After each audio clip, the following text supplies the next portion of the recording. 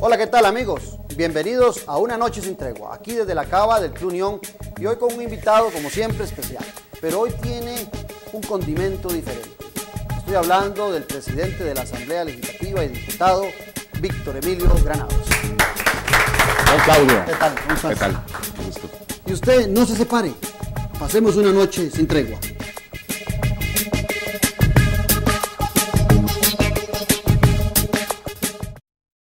Para revivir el verdadero Liberación Nacional, debemos enterrar la vieja política de escoger a dedo a alcaldes y diputados. Revivamos al verdadero Partido Liberación Nacional. Entes nacionales e internacionales nos certifican y acreditan la calidad de nuestros equipos y la capacidad de nuestro personal para garantizarle a usted una mejor revisión de su vehículo. Pero, ¿qué significan realmente estos logros? Significa que más personas pudieron conocer su país. Más gente protegió a los seres que ama. Más personas llenaron sus mesas con colores de vida. Trabajamos para convertir cifras en realidades. Riteve, comprometidos con la vida.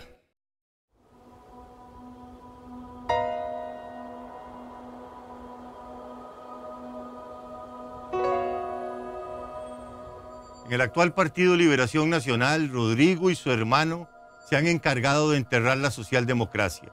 Llegó la hora de desenterrar nuestra ideología y nuestros valores, los que construyeron este país. Tenemos que revivir el sueño de que nuestros hijos y nuestros nietos crezcan en un país seguro. Los invito a continuar en esta lucha sin fin, porque por mucho menos de lo que está sucediendo hoy, se hizo una revolución.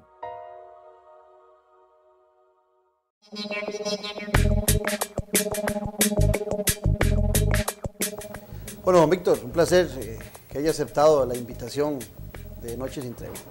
Gracias Claudio, muchísimas gracias, de verdad un placer estar aquí compartiendo con vos y felicitarte por este buen proyecto que estás sacando adelante de comunicación y de educación, porque a través de estos programas yo creo que podemos contribuir en algo a formar a la gente. Acabas de decir algo que es clave, que yo creo, por malformación seguro, como politólogo, yo creo que la educación política es básica. Siento que estamos en un momento muy difícil, en donde hay un menosprecio a la política, y de una u otra forma tenemos que levantar en una democracia el valor otra vez de la política. Yo sigo con mi tesis de que la política es la madre de la democracia. Fundamental. La última vez, creo que es oportuno, por si pifio en algún momento y se me va el don, que se lo merece, entonces la palabra Víctor Emilio. La última vez que tuvimos oportunidad de vernos, Víctor Emilio era apenas diputado, iniciaba su gestión en la Asamblea Legislativa. Yo no me engaño, creo que tampoco vos te engañás. En ese momento yo no me imaginaba que alguien de un partido pequeño pudiera llegar a ser presidente de la Asamblea Legislativa. Todavía la conceptualización del marco en que se dio la elección de Juan Carlos Mendoza en el PAC era un poquito más válida porque el partido tenía más representación. En el caso tuyo no nos lo imaginábamos. ¿Cómo se ha sentido don Víctor Emilio en ese puesto de tanta responsabilidad y de tanta significación en lo que yo llamo, con todo y la pérdida de respeto que tiene la Asamblea Legislativa, desde mi perspectiva, es el corazón de la democracia? Así es. Bueno, vamos por partes. Decía mi abuela, quíteme el don y me da la plata. Así que yo no he quitado los pies de la tierra, y creo que ahí lo podrán suscribir muchos compañeros o compañeras. Llevo el cargo con dignidad y con honor, pero no quito los pies de la tierra y eso es muy importante, creo yo, y me ha ayudado mucho en estos primeros meses de gestión. Sí, yo pienso que en ese momento nadie hubiera tenido la posibilidad, ni los analistas políticos, ni politólogos, ni por más expertos que fueran, de haber visualizado a Víctor Emilio Granados como presidente de la Asamblea Legislativa, no por capacidad, no por cualidades, sino porque el mapeo político de ese momento, inclusive la distribución que había hecho la alianza, era prácticamente para que Víctor Emilio y sus compañeros no tuvieran ninguna posibilidad de presidir la Asamblea Legislativa. Sí, la verdad es que ningún politólogo, ni los más avesados como usted, ni yo mismo lo imaginé. Pero a fin de cuentas, creo yo que el tiempo nos ha dado la razón con todo lo que se dijo en los días de mayo. No había alianza parlamentaria.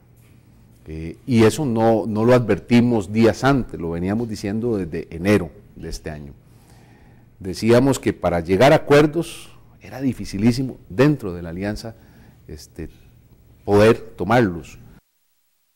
Decíamos que era más fácil a la hora de oponernos a cosas que a la hora de construir cosas.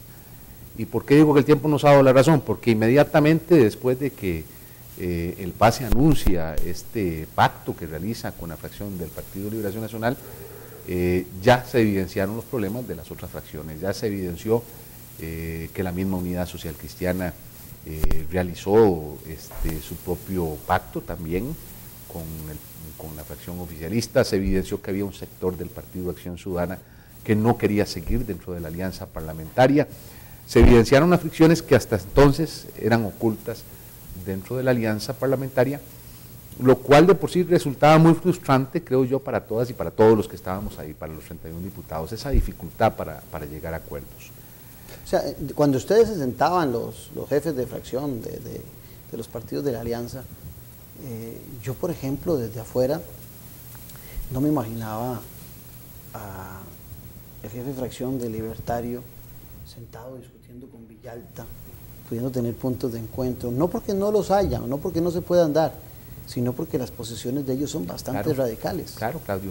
Y muy fácil, existían puntos de encuentro en materia de oposición, en materia de decir, bueno, formemos una comisión X, investiguemos determinado asunto, opongámonos a tal proyecto, pero a la hora de edificar, a la hora de decir, queremos proponer, vamos a apoyar, o sea, a esa hora, bastante difícil, no se lograban acuerdos. Y en eso nos dio el tiempo la razón, porque también insistíamos mucho en que... eran unos defensores, yo recuerdo, ¿cómo no? La alianza, era fulminante, que eso no se acababa. Sí, y yo digo, yo fui de los primeros ilusionados, ¿verdad? Porque la alianza generó mucha ilusión, tanto dentro de la Asamblea Legislativa como fuera de ella. Sí, yo recuerdo una foto del periódico La Nación, a mí se me quedan algunas imágenes, en la rotonda esa que se las tomaron como desde las gradas arriba, desde el balcón, y todos unidos, parecía que eran todos del mismo partido. ¿Cómo no?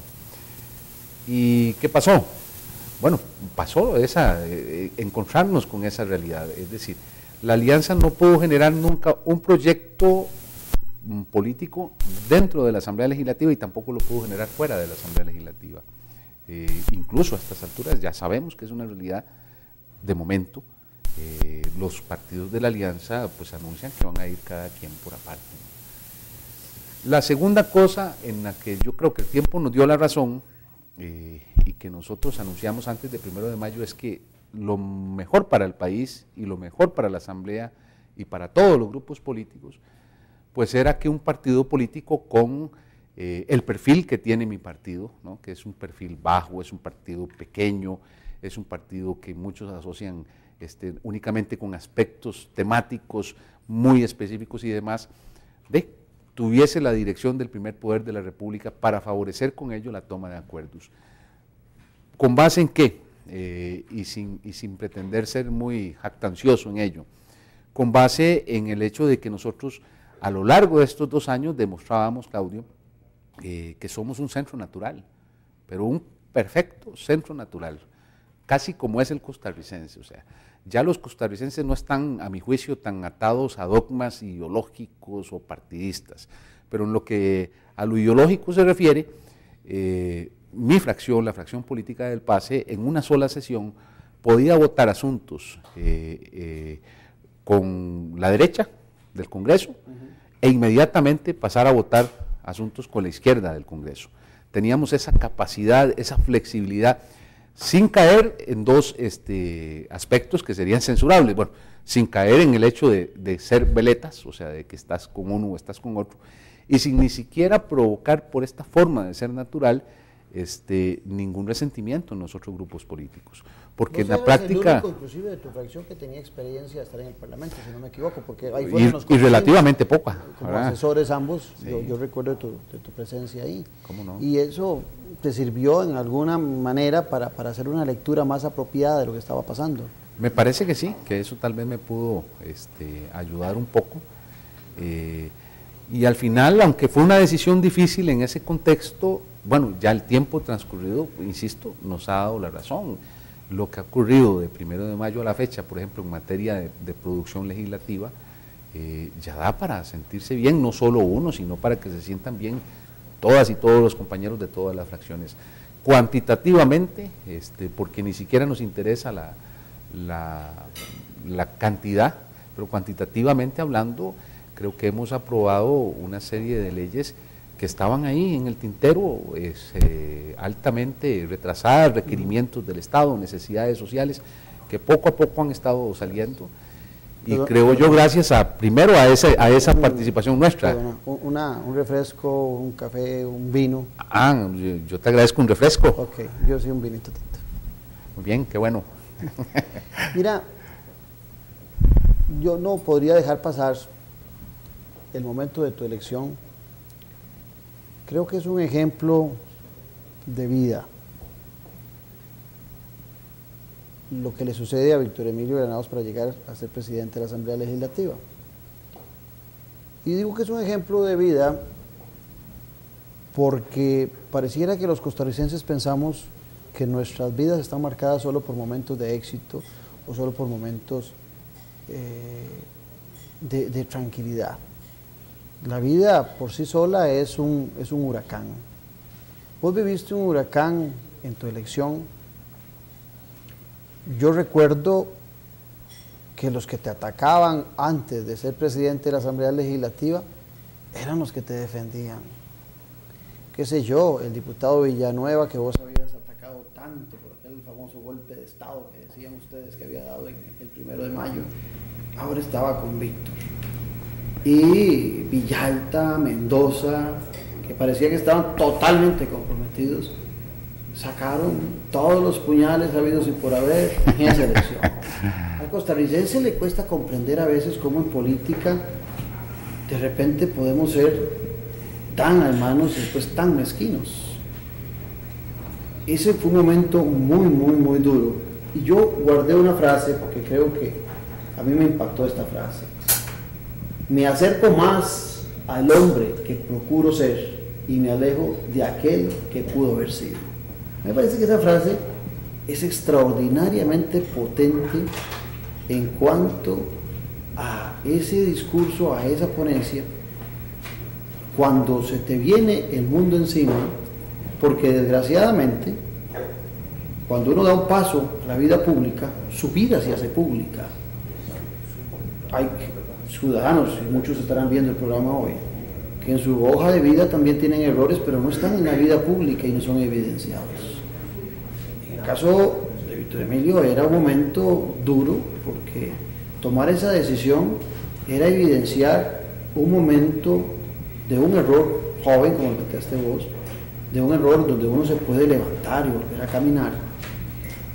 Y los grupos de izquierda, durísimos, yo recuerdo, pero lo que más me sorprende es que esos mismos grupos de izquierda defienden a Dilma Rousseff o defienden al presidente de Uruguay, ¿verdad?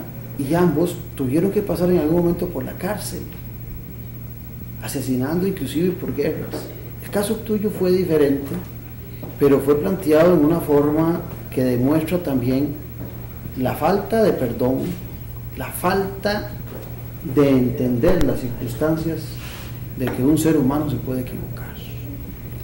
A mí me impactó, y lo digo con toda sinceridad, unas imágenes de Víctor Emilio con su esposa y con sus hijos. Y hasta el momento vos saliste del escenario en esa elección, que creo que era un momento difícil. Sí, tal vez de los momentos más difíciles, más insospechados que me ha tocado vivir, un poco por lo que usted dice con una excelente descripción de ese día, de ese 1 de mayo, y tal vez de los días previos. Salud. Salud. Muchísimas gracias.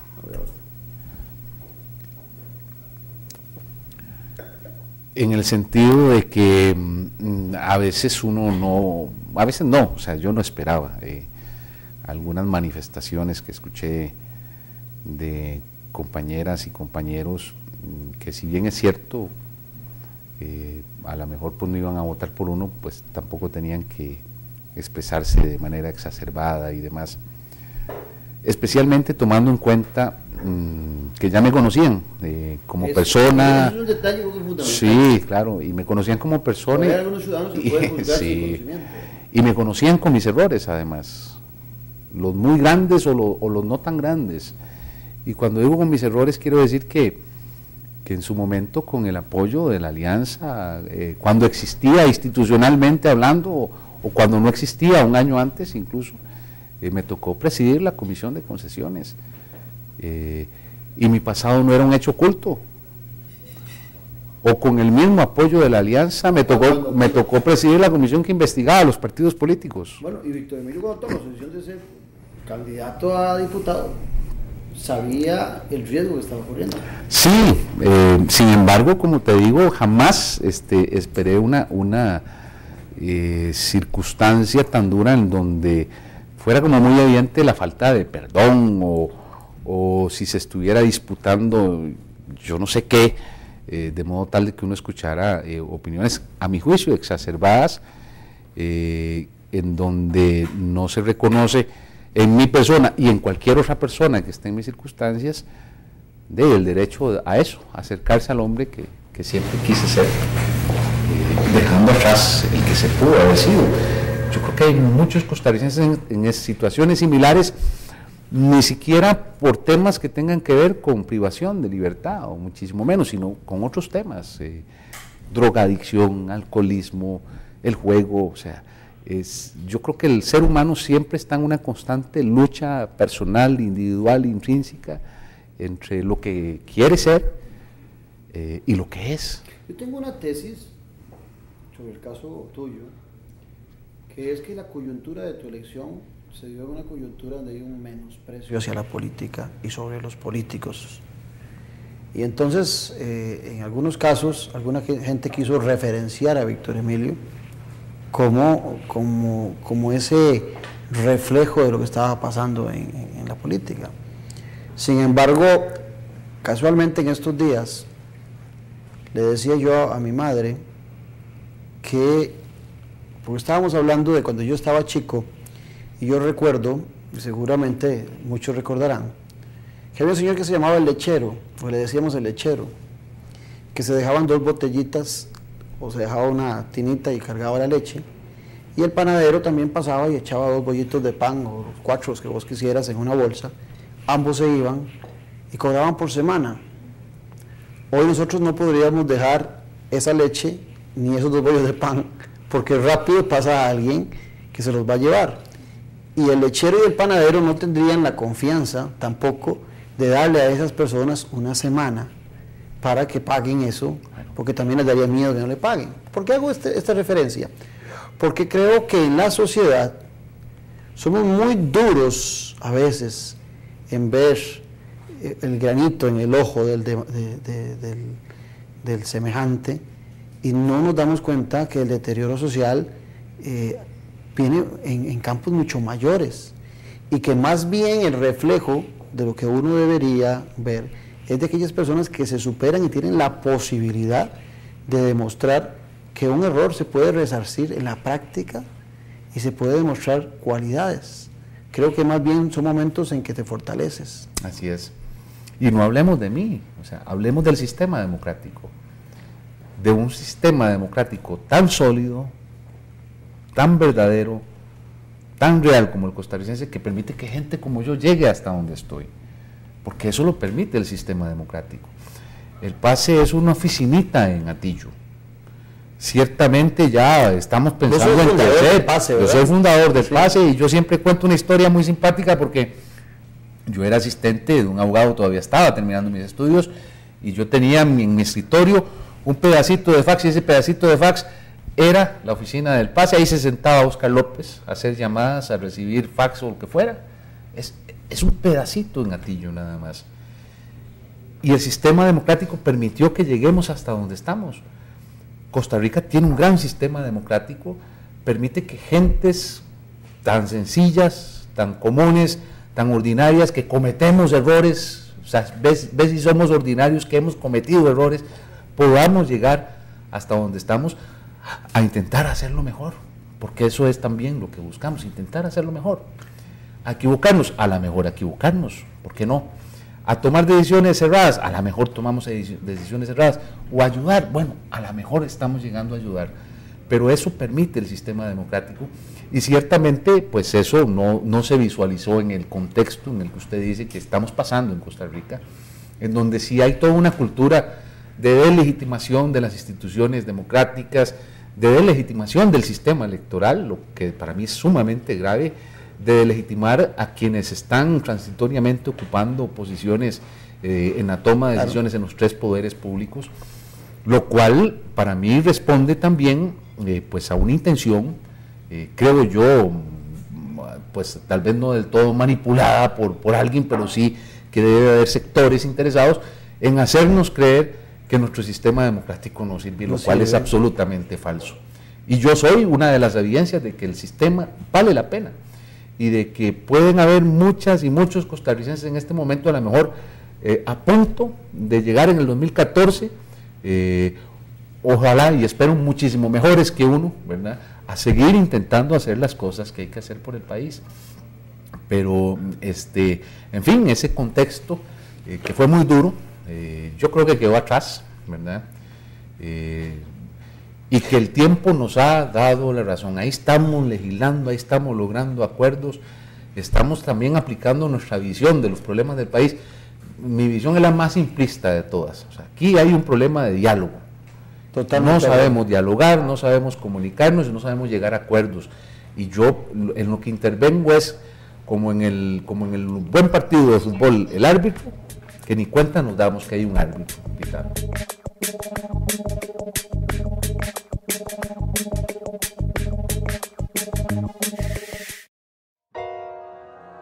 Para revivir al verdadero Liberación Nacional, debemos enterrar a los corruptos que se han infiltrado en el partido. Revivamos al verdadero Partido Liberación Nacional. Bienvenidos al PIMA, Programa Integral de Mercadeo Agropecuario. Más de 3 décadas de la mano con el agricultor costarricense. El Programa Integral de Mercadeo Agropecuario es una institución pública perteneciente al Estado costarricense. Al PIMA le correspondió la construcción y administración del SENADA, la administración de la red frigorífica nacional, la instalación de un sistema de información de precios de mercado. Por esta razón, ha estado al servicio de productores, comercializadores, consumidores y demás agentes del sector agropecuario nacional. Desde que el SENADA abrió sus puertas, se convirtió en el principal circuito comercial del país y centro de operación de los comercializadores mayoristas. PIMA, 33 años en el corazón del agro. Y celebramos el 30 aniversario de SENADA. Entes nacionales e internacionales nos certifican y acreditan la calidad de nuestros equipos y la capacidad de nuestro personal para garantizarle a usted una mejor revisión de su vehículo. Pero, ¿qué significan realmente estos logros? Significa que más personas pudieron conocer su país. Más gente protegió a los seres que ama. Más personas llenaron sus mesas con colores de vida. Trabajamos para convertir cifras en realidades. Riteve, comprometidos con la vida. Para revivir al verdadero Liberación Nacional, debemos enterrar de una vez por todas el amiguismo y el cacicazgo de la actual Liberación Nacional. Revivamos al verdadero Partido Liberación Nacional. Vos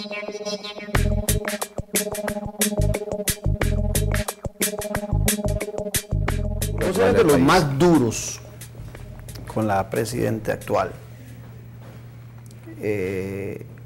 Usaste una frase cuando salís electo que a mí me recordaba, gracias Víctor, me recordaba a mí mucho cuando arrancó el movimiento libertario en un pacto similar, cuando vos decías, es un pacto por la gobernabilidad.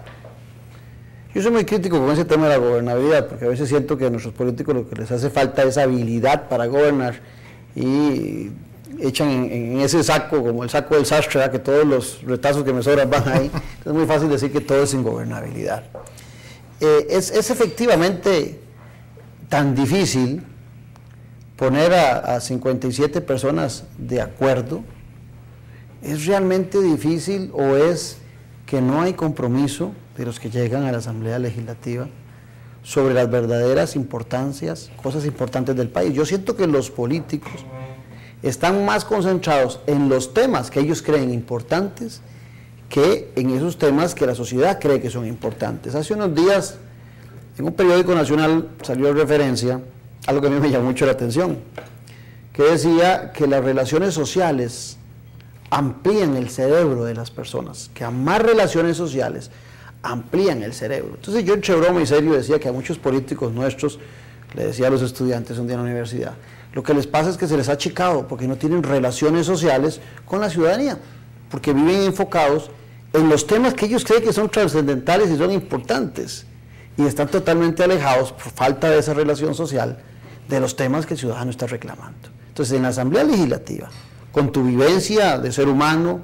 de estratos humildes, que conociste las necesidades, la necesidad de esforzarse, de trabajar, se le olvida a muchos de esos diputados, a esa gente que transita a diario con tantas preocupaciones. Yo diría que no. Y yo parto de una premisa que probablemente a muchos les sorprenderá, pero yo parto de la buena fe de los 57 diputados y diputadas. Yo, automáticamente. Muy al contrario de lo que puede suceder, digamos, con el sospechómetro nacional, ¿verdad? Todos sospechamos de todos y todos sospechamos de que hay segundas agendas y terceras intenciones. Yo parto de la buena fe. Cuando digo parto de la buena fe es que si hay compañeros o compañeras que están opuestos a algo, bueno, yo digo, tengo que escucharlos y tengo que creer en su buena fe de que lo que quieren es construir, edificar, mejorar. Después de partir de esa buena fe, lo que creo es que hay un gran problema de comunicación. El reglamento legislativo no permite, como en el pasado, usted y yo, Claudio, hemos leído actas, probablemente, pucha, son libros.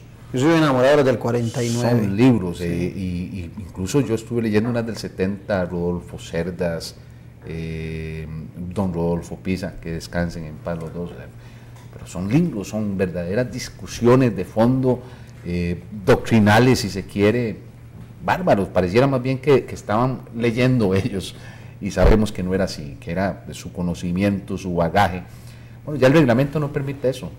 Ya el reglamento legislativo que está hecho para una realidad bipartidista, lo que provoca es prácticamente que haya muy poca discusión legislativa, que en las comisiones se esté cargadísima las agendas de las comisiones, entonces que los proyectos vayan a golpe de tambor. Pero ese cambio, ¿cuándo se da en ese reglamento? El reglamento no es lo que cambia es la realidad política. Cambia, digamos, esa realidad de dos grandes bloques políticos, de dos partidos políticos con grandes representaciones legislativas, por una realidad de 8 fracciones, por ejemplo, para ubicarnos en el contexto actual, y además de fracciones políticas que ya no tienen la disciplina, digámoslo así, que tenían en el pasado estos dos grandes bloques, porque hay divisiones dentro de las fracciones. Sí, pregunto porque con el mismo reglamento esos grandes hombres gobernaron, ¿sí?, y hicieron transformaciones. Pero era para una realidad diversa. Entonces no es problema de material humano. No creo yo. No lo estás diciendo como presidente de la Asamblea, no tienes problemas con los 56 compañeros. No, porque además lo he palpado. Y en el tanto podamos escucharnos mutuamente, y casi que yo digo ya ni siquiera en el espacio parlamentario, por eso estamos insistiendo mucho en mesas de diálogo, en el tanto podamos entender qué es lo que quiere mejorar el compañero o compañera que adversa un proyecto, podemos lograr acuerdos. Pongo como ejemplo el tema del agro, la exoneración 80-20 que reclamaba el sector agro, que generó una crisis política y también legislativa. La política, ya sabemos, los señores del agro en la calle, los municipalistas preocupados por la probable financiamiento de sus municipalidades frente a las expectativas ya presupuestadas de los ingresos por concepto de impuestos de bienes inmuebles, el gobierno decantado a apoyar el 80-20 y un grupo de legisladores completamente cerrados en la imposibilidad de aprobar ese proyecto. Y un reglamento legislativo, le agrego yo, que le permite a esos señores diputados no dejar caminar el asunto. 15 días en esa circunstancia nos llevan a una mesa de diálogo en la que cuando se escuchó los argumentos y las posiciones por fin de los compañeros que estaban en contra, se buscó un punto de equilibrio y en 3 horas el punto de equilibrio se materializó en una moción, en una dispensa de trámite, en una aprobación que permitió que como lo vi, contentos hasta todos se abrazaban, los municipalistas y los agricultores. Y ese día la portada de La Nación decía la señora presidenta de la República, manteniendo su apoyo, que no le importaba que se entrabara el Congreso, ella mantenía su apoyo 80-20. Y a pesar de eso, se logró un acuerdo que yo creo que fue favorable para todos. Bueno, esa mesa de diálogo, Claudio, sí. Esa mesa de diálogo es fundamental. La hemos abierto en otros 2 grandes temas que están amenazando la estabilidad legislativa. Yo no creo que la nacional para nada, esperaría que no, pero uno es el tema de experimentación biomédica. Es un proyecto con muchísimos años en la Asamblea Legislativa, con una gran expectativa, pero hay criterios en contra. Y ya no son criterios también solo de diputados, sino que son criterios, por ejemplo, de investigadores de la Universidad de Costa Rica. Bueno, ya abrimos una mesa de diálogo con quienes creen que hay que impulsar el proyecto y quienes creen que hay que esperar un poco para mejorarlo, pero lo estamos trabajando. El tema de los educadores y la reforma del artículo 70 de la ley para sus jubilados que están pagando impuesto de renta y siguen cotizando para el mismo régimen, proyecto que tiene 4 años en la Asamblea Legislativa. Ya abrimos una mesa de diálogo y están hablando educadores y está hablando gobierno y estamos buscando alternativas para que ese proyecto salga adelante. ¿Se ve diferente el plenario o el parlamento como diputado que como presidente de la Asamblea? Ah, sí. Sí, claro, ¿en qué cambia la visión? Mayor la responsabilidad, ¿verdad? Y digo mayor la responsabilidad porque tal vez desde abajo, desde la curul, es más fácil oponerse, es más fácil decir no, es más fácil tomar las decisiones que hay que tomar en la misma sesión parlamentaria, y desde arriba más bien el ansia es completamente distinta.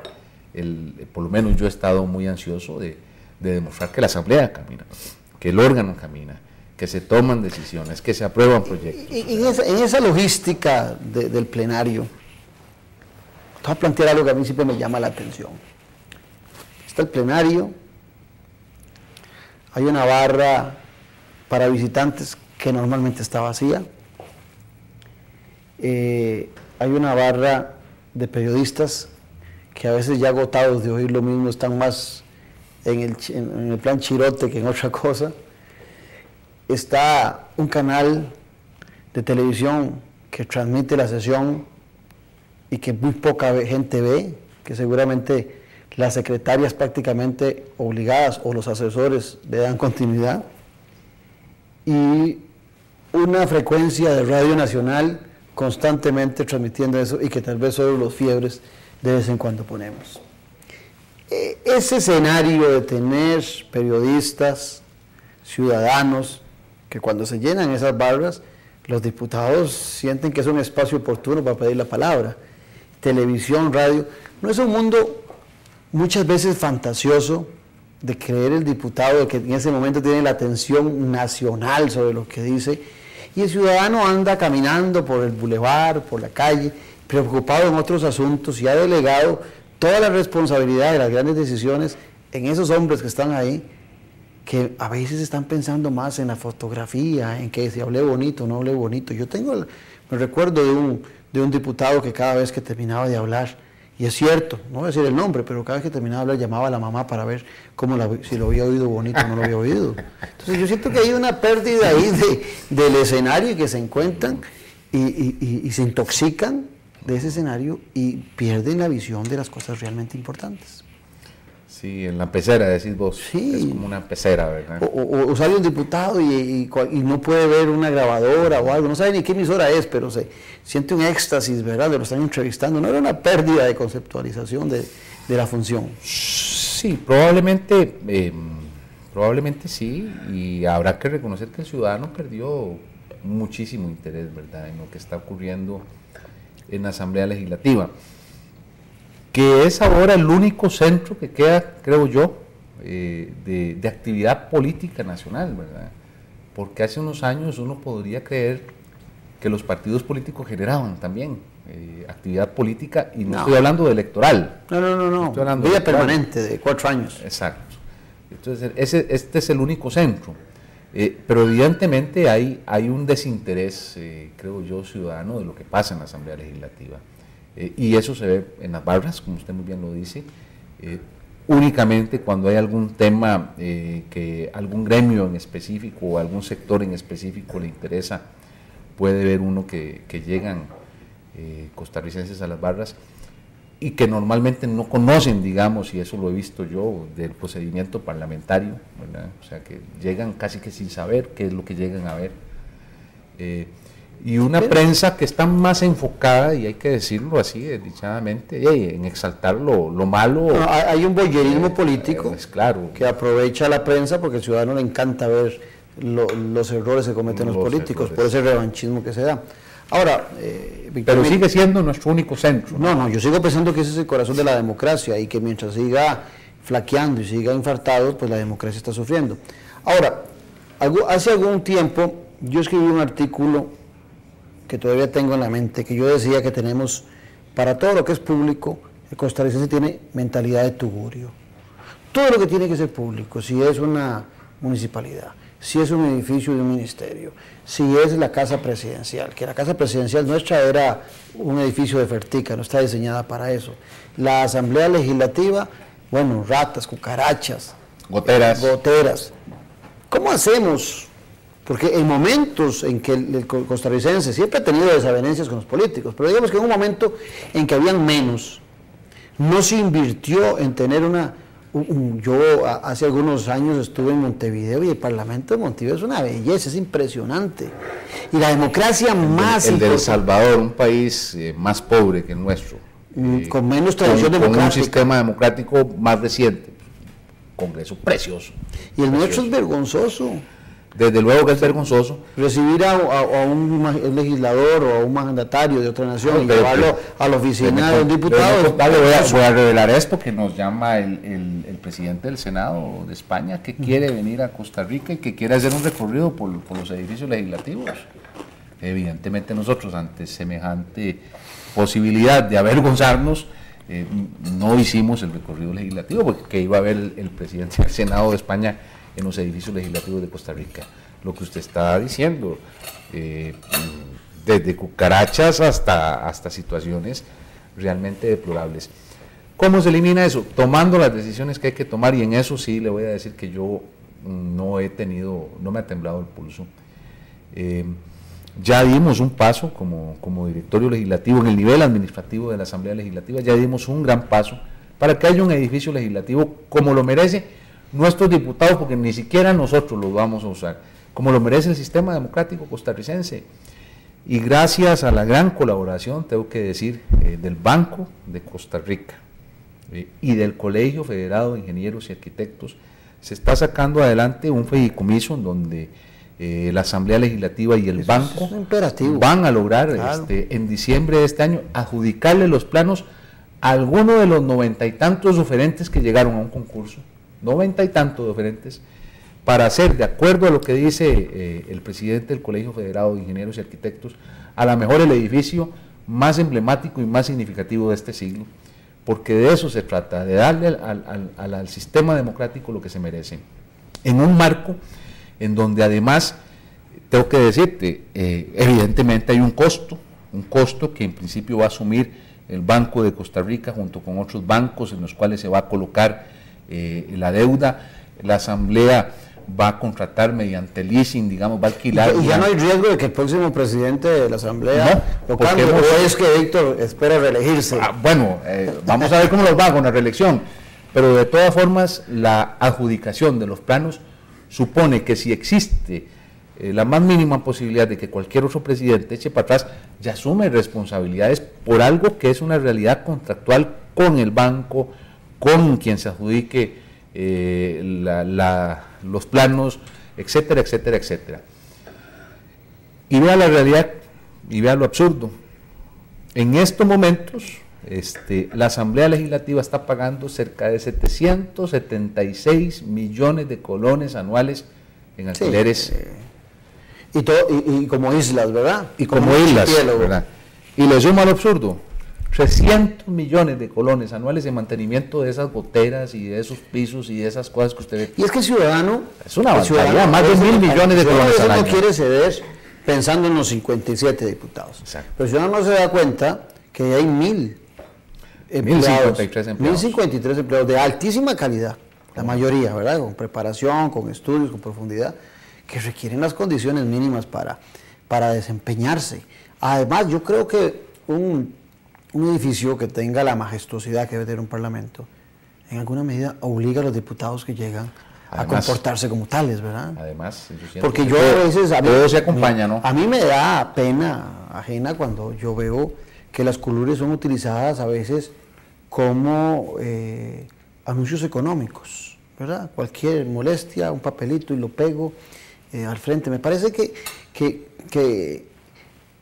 el corazón de la democracia no puede ser tan chabacano, que tiene que tener una actitud diferente quienes llegan ahí, porque el respeto no es una cosa gratuita, es una cosa que se gana, ¿verdad? Con el transcurrir.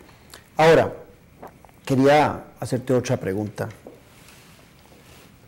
¿Cuántos son? ¿6 meses? ¿7 meses? ¿Cuánto lleva? No, menos. 4 meses. ¿La quieres quitarme rápido? Se me ha hecho muy largo. ¿La quieres quitarme rápido? ¿Cuál es la fracción más complicada para negociar? Carajo. Yo diría que todas. Dependiendo del tema. Salomónico. Y todas a la vez depende del tema. Usted dijo algo muy interesante, y yo sé que usted lo dijo cuando empezó el 2010 esta legislatura. Usted dijo que todas las alianzas iban a ser muy coyunturales. Sí. ¿Lo recuerda? Sí, perfectamente. Eso no ha variado. Los bloques se mueven a lo interno de la Asamblea Legislativa según sea el tema. Yo siempre dije... Van moviéndose. Sí, ahora que me estás acordando de eso, yo siempre dije que esta Asamblea Legislativa para mí era más sencilla de manejar que las anteriores. Porque había más igualdad de fuerzas, ¿verdad? Ninguna fracción podía sentirse por supuesto que hay segunda en tamaño, tercera, pero como que eran muy iguales, como que el partido en gobierno... Todas necesitamos de todos. Exacto, pero el partido en gobierno solo había perdido un diputado, pasó de 24 a 23. Eso es mínimo, en una reelección eso es mínimo, una reelección de partido. Pero que tenía diferentes grupos, y ve que al final, inclusive esa misma elección de Víctor Emilio como...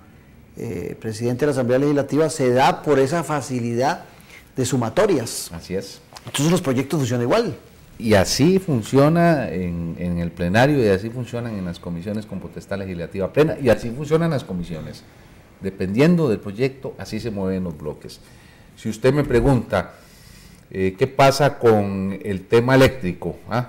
Que es un tema, bueno, en el tema eléctrico están de la mano, y con esto no estoy vendiendo a nadie, Liberación Nacional y el Movimiento Libertario. Sí. De la mano. Si usted me pregunta qué pasa con, vamos a ver qué otro tema, bueno, con el plan fiscal, vamos más atrás, estaban de la mano Liberación Nacional y Acción Ciudadana. Sí, ahí son temas ideológicos que parece que los acercan. Y así por el estilo, temas que están pendientes o temas que no se han resuelto o temas que ya se resolvieron, los bloques van cambiando según se trate el tema, según haya más o menos identidad ideológica, no entre las fracciones, sino respecto del tema. Esta asamblea tuvo un pecado original con el que nació. Solo uno. Sí, bueno, tiene un montón, pero el pecado original fue uno, el bendito aumento salarial. Claro. Entonces empezó con el pie izquierdo, Gravísimo. avalado por el Poder Ejecutivo. Gravísimo. Y a mí me parece que fue una torpeza estratégica haber arrancado con eso. Recuerdo que el pase y Víctor Emilio estaba ahí como que sí, como que no. Sí. Después vino un aumento que ya era insignificante de 150,000 y todos dijeron que no lo querían. Sí. Pero aquel grandote sí lo abrazaron muchos. Eso generó grandes frustraciones, ¿verdad? A lo interno. Sí, y evidentemente una imagen, digamos, de este grupo legislativo que va a ser casi que imposible de revertir, ¿verdad? Por lo que significaba el aumentazo y el contexto. Y tengo que decir yo, en un ambiente en donde por lo menos, ahí sí puedo decirme a culpa, había inmadurez política, ¿no? En un ambiente en donde además se estaban vendiendo cosas que realmente no eran del todo ciertas, ¿verdad? Que no se podían manejar, y que hizo que al final se incurriera en el error de votarlo, incluso creo yo, en primer debate, el famoso aumentazo, que gracias a Dios quedó atrás, pero que de todas formas, dentro de ese gran contexto del que venimos hablando de legitimación, no debe ser, digamos, pretexto para atacar otras cosas que son propias del Poder Legislativo. ¿Qué quiero decir con esto? Un día de estos estaban hablando del tema de los viajes de los diputados.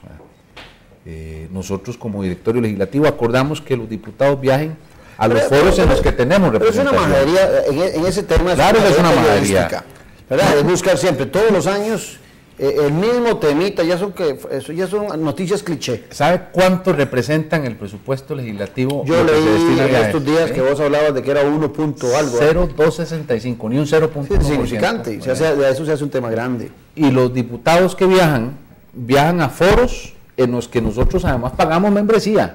O sea, si hablamos del foro del presidente legislativo, del Parlamento Latinoamericano, la Unión Interparlamentaria, nosotros pagamos membresía, año con año le pagamos a esos órganos porque formamos parte de esos órganos, porque adquirimos ese compromiso y porque además producen por lo general resoluciones de carácter vinculante, dependiendo del área donde estemos, producen legislación que hay que homologar. En materia de seguridad se ha hecho un trabajo extraordinario, por ejemplo, con el Parlamento Latinoamericano, en materia de alimentación de niños en edad escolar. O sea, hay producción legislativa en la que ya es el colmo que Costa Rica está ausente, ¿verdad? Con esto quiero decir eso, o sea, que ni tan extremos como el famoso aumentazo, que es ese pecado original que vos señalás, ni tan extremos como para que no tengamos representaciones en donde debemos de tenerlas. Es un equilibrio, creo yo, que tiene que devolverle de alguna manera, y espero yo que en corto plazo, el respeto a lo que es el primer poder de la República en Costa Rica. Víctor Emilio Granados llega y tiene que hablar con el Poder Ejecutivo. Coge el teléfono. ¿Cuál es su vocero directo? Carlos Ricardo Benavides, con gobierno, sí. Pocas veces hay una relación directa con la Presidenta. Las veces que tenemos eventos protocolarios y me corresponde estar con ella a la par, aprovecho para darle comerciales o preguntarle cositas y todo, pero normalmente mi relación con el Ejecutivo es con Carlos Ricardo, más que con Carlos Ricardo, digamos propiamente ahí en la Asamblea Legislativa, con Fabio Molina. Con Fabio Molina. Sí. Ahora, en ese marco de las negociaciones que le corresponde al presidente de la Asamblea Legislativa, ya no existe el marco que fue que se nos quedó hablarlo antes. Ya no tenés el espacio de ser tan crítico con el Poder Ejecutivo. Ya uno ve a Víctor Emilio más recatado, tal vez por aquella frase de la gobernabilidad, ¿verdad? pero siguen habiendo diferencias fundamentales.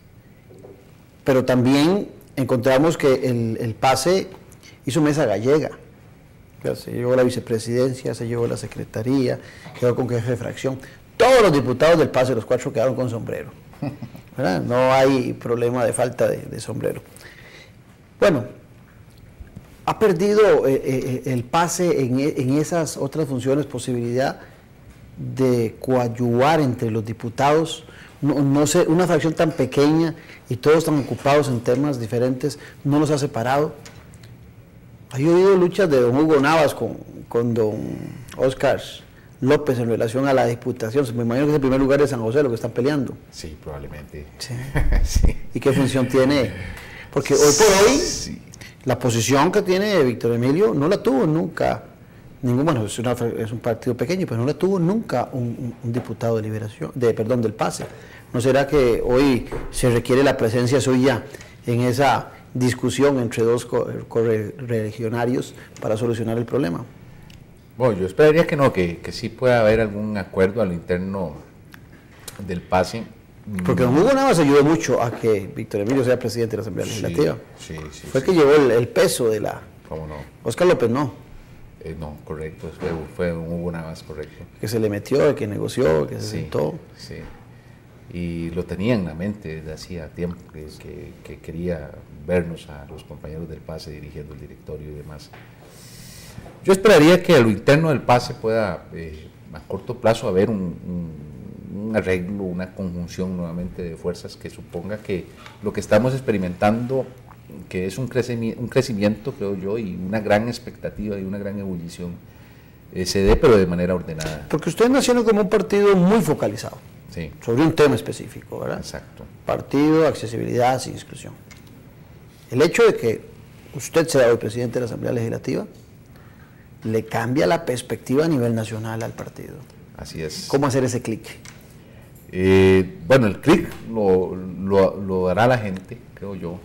La gente, espero yo, el costarricense sienta que logramos nuestro cometido, porque en parte, ¿cuál es el cometido que perseguíamos con todo esto? Bueno, que el costarricense perciba que en nuestro partido también, a pesar de estar enfocado en temas muy específicos, en ejes temáticos muy específicos, también existe interés, voluntad y capacidad de meternos en temas nacionales y de tratar de resolverlos.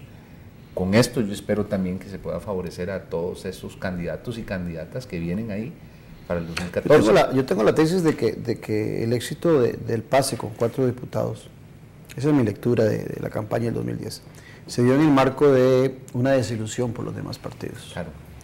Que más que los recursos que se utilizaron, que más que la promoción que ustedes lograron hacer, fue que la gente encontró en un partido que demostraba sensibilidad con sectores muy marginales, era importante, y de ahí se dieron los votos, pero ahora están en otro espacio.